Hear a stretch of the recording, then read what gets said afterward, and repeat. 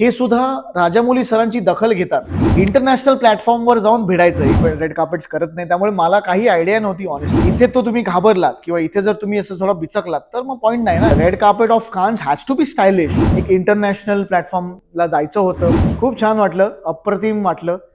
मला कायमच मराठी फिल्म इंडस्ट्रीला किंवा मराठी फिल्मसाठी मला एक इंटरनॅशनल प्लॅटफॉर्मला जायचं होतं. मला असं नेहमीच मला वाटतं की मराठी फिल्म्स एवढ्या कॉन्टेंट वाईज स्ट्रॉंग आहेत, एवढ्या दर्जेदार फिल्म्स आहेत.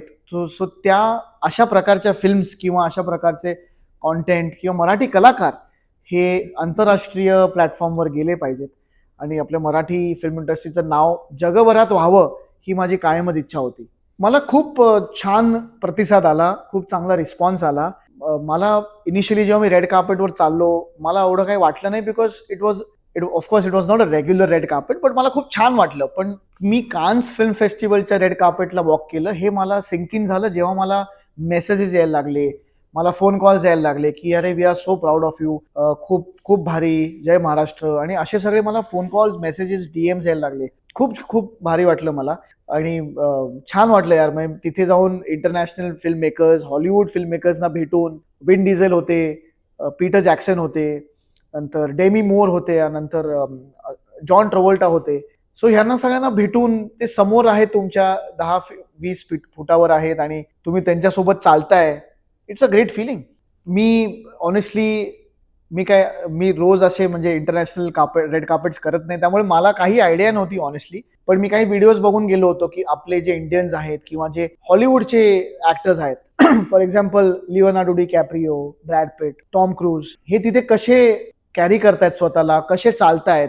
So I saw some videos. मी काही व्हिडिओज पाहिले आणि मग ऑफकोर्स माझा डिझायनर होता जो मुंबईचा is one of the top designers in India, Umang Mehta. त्यांनी माझ्यासाठी एक छान टक्सिडो निवडला विथ अ बो. सो बाकी काही नाही, तिथे जाऊन फक्त कॉन्फिडेंटली वॉक केलं, सगळ्या पॅप्सना पोस्ट केलं. ते पॅप्सनाही आवडलं. फ्रेंच पॅप्स होते, इंटरनॅशनल पॅप्स होते. सो मजा आली. आणि ऑनेस्टली अशा मोमेंटला तुम्ही कॉन्फिडंट नसतात तर मग कधी कॉन्फिडंट तुम्ही राहणार. इथे तो तुम्ही घाबरलात किंवा इथे जर तुम्ही असं थोडं बिचकलात तर मग पॉईंट नाही ना. इंटरनॅशनल प्लॅटफॉर्मवर जाऊन भिडायचं, इंटरनॅशनल प्लॅटफॉर्मवर जाऊन तिथे आपला मराठी माणा दाखवायचा. दिस इज द पॉईंट. नाही, मला असं नाही वाटत. कॉन्ट्रोवर्सी करतात कोण?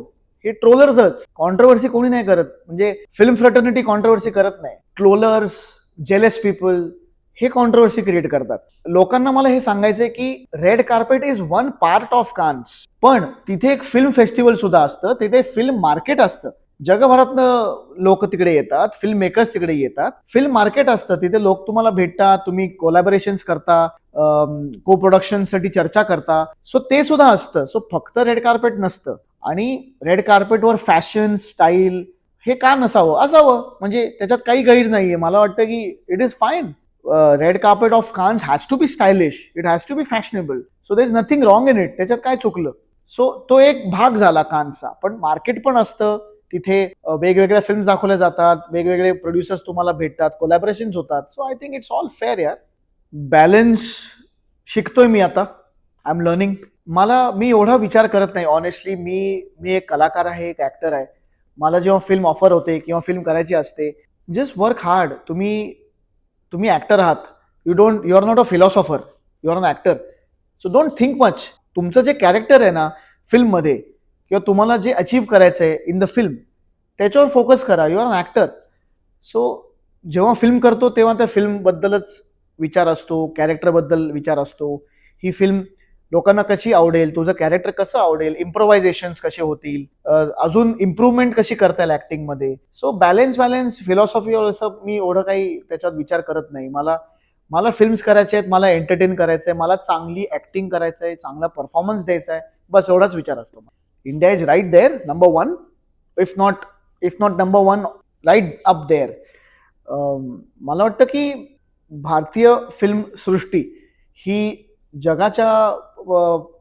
जगभरात फेमस तर आहेच आहे. बॉलिवूड इज फेमस, बट तितकीच रिस्पेक्टेड सुद्धा आहे. बिकॉज आपण स्टार्स क्रिएट केलेले आहेत. आपले फिल्म मेकर्स तुम्ही बघा. If you see S Rajamouli sir, I think त्यांच्यामुळे खूप फरक पडलेला आहे. म्हणजे if you see James Cameron म्हणा किंवा क्रिस्टोफर नोलन, हे सुद्धा राजामौली सरांची दखल घेतात.